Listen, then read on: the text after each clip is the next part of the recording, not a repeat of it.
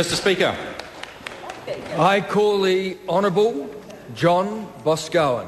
Thank you, Mr Speaker. I rise to take a call on the third reading of the Telecommunications, TSO, Broadband and Other Matters Amendment Bill. And Mr Speaker, I'd have to say that there's probably been very few bills in the last 2.5 years of Parliament that have caused as much discussion as this particular bill has in our caucus. During the second reading, my colleague Sir Roger Douglas advised the House that the ACT Party would be splitting its vote on the second reading, and we continued to do so during the committee stages of this bill, Mr Speaker, and we will be doing it again this afternoon, Mr Speaker. My colleague Sir Roger Douglas and Heather Roy, the Honourable Heather Roy, who's in the House with me this afternoon, will be voting against this bill, while my colleague, the Honourable Rodney Hyde, myself and Hilary Calvert will be supporting this bill. And so, Mr Speaker, I want to take this opportunity this afternoon, I guess, to put our two positions and to express the concerns that we all have, including those members who are supporting this bill. And I think, Mr Speaker, let me start by referring to the arguments that are put forward by my colleague, the Honourable Sir Roger Douglas, for opposing this bill. Because it was Sir Roger Douglas who did the heavy lifting on this bill for our caucus. It was he who attended the select committee meetings. It was he who had the evidence, who heard the evidence and formed the opinions. And I think, Mr Speaker, I think that probably he has probably two major concerns, a number of concerns, but just to repeat, I think his probably most important concern is that there's been no proper economic analysis done. There has been no detailed study by the Treasury as to the benefits of this bill, and there has been no detailed analysis done by the Ministry for Economic Environment.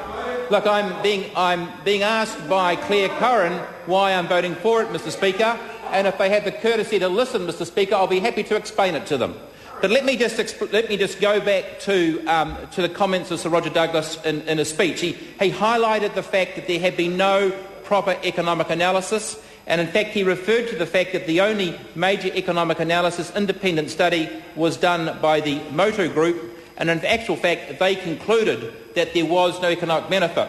And to quote him from his second reading speech, he said Motu has done the only empirical work in this area, and they concluded that faster broadband speeds are likely to have negligible impact on New Zealand's economy. And I'll come back to those comments shortly. But he also said that the bill was a gamble that would bring benefits to New Zealand that were uncertain. We couldn't be certain of those benefits. There had been no proper cost-benefit analysis, and he said that with all significant interventions, the onus is on the government to show the investment of taxpayers' money is warranted and beneficial for New Zealand. And he said the greatest flaw with this bill is that it lacks vital information to make an informed decision. And so not surprisingly, he asked the rhetorical question, who is more extreme?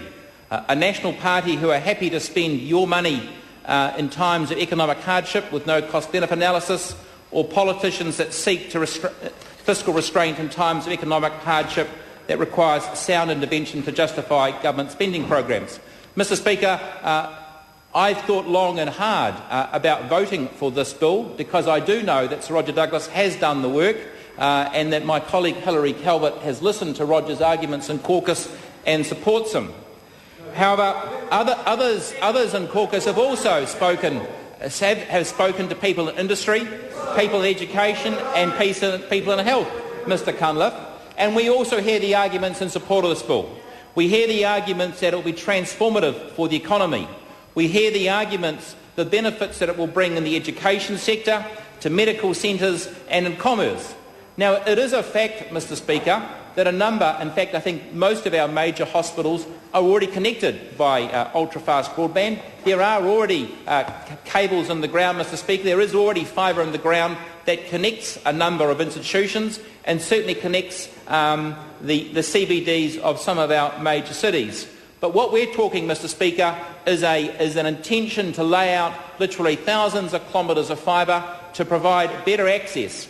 And while there has been no major economic study that we've been able to point to that demonstrates the benefits, To a certain extent, if you look around the world, you look around where changes of this nature have been brought about before, Mr. Speaker, people tend to absorb the services. New technologies develop, new uses are given rise to as people see opportunities to develop and to provide services. And so while I'm reluctant to be supporting this bill given the lack of economic analysis, I've listened to Mr. Joyce, the Honourable Stephen Joyce. I've listened to his arguments in support of it, and I've listened to others in commerce and in the health and education sectors who do believe it will be transformative and who do believe, Mr. Speaker, that there will be services that will be provided to New Zealanders that otherwise wouldn't be provided. And I guess if one looks at entrepreneurs such as Sam Morgan and Rod Jury, who have recently announced publicly that they are supporting an investment in Pacific Fibre to provide additional international links, providing international links, Mr. Speaker, I look at their investment and I see them, Mr. Speaker, I see them saying this is a technology that needs to be developed, and if we provide it, there will be commercial customers served for that capacity. I also think, sir, of Small Business New Zealand. I think of small businesses. I am speaking at a function as a number of MPs in the House at a seminar tomorrow, a conference for small business, supporting small business. It's said, Mr. Speaker, that New Zealand is a country of small businesses. We don't all work in the CBD. We're not already connected by cables provided by Vector and Unison and other fibre optic companies around, or in Telstra in the case of Wellington, around the country. A number of our businesses and business people work from home, Mr. Speaker. We're disparate all around the country, Mr. Speaker. People work from home. These businesses are spread out.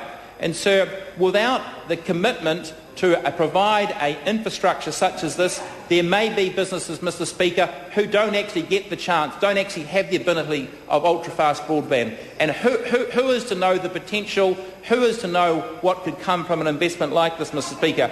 And yes, we are uncertain. Yes, we are uncertain.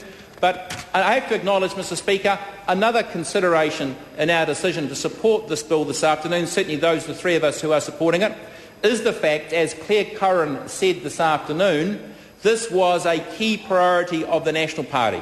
We can't forget the fact, Mr. Speaker, as Claire Curran reminded us, this was number 2 on the National Party pledge card. And we represent just under 4% of the party votes that were cast in the last election. That's right, Mr. Cunliffe. That's right. We recognise that 46% of the population of New Zealand voted for the National Party, and while we have been strongly outspoken and have voted against issues such as the admissions trading scheme, and the Marine and Coastal Bill for that matter, Mr. Speaker, we recognise the fact that there is a very popular government. It did have a 46% mandate, and we ask ourselves, would it be wise to stand up and to ignore that, Mr. Speaker? Let me touch on... Order. Can I just point out to the member on my left that Speaker's ruling 61/5, running commentaries are out of order. If the member wants to make a speech, they may do so. I call the Honourable John Boscawen. Mr. Speaker, one of the issues that Claire Curran raised this afternoon is the role of telecom, and that is certainly a concern that we have. We are very conscious of the fact that telecom has got a massive investment in copper, and what they're being asked to do is to invest their own money along with the government's money to lay fibre from the cabinets to the homes or past the homes, and you'd have to ask, Mr. Speaker, why would they want to do it? Why would they actually want to do that, Mr. Speaker? They don't have the incentive to do it. And so what this contract provides requirements for performance. It requires penalties if they don't meet those performance. And what I'd like to say, and what I'd like to put on notice this afternoon, Mr. Speaker, unlike Mr. Mallard, who was saying let's tear the agreement up, let's tell all of the infrastructure investors around the world that as a change of government, we'll tear up government contracts. No, the ACT Party wouldn't do that, Mr. Speaker, but what we would do is we would enforce those government contracts. We would enforce them, and what I would say to Telecom, to the extent that there are deadlines in the contract, to the extent that there are obligations in the contract, and there are many obligations and there are many deadlines, Mr Speaker, we don't expect Telecom to come back and to seek variations.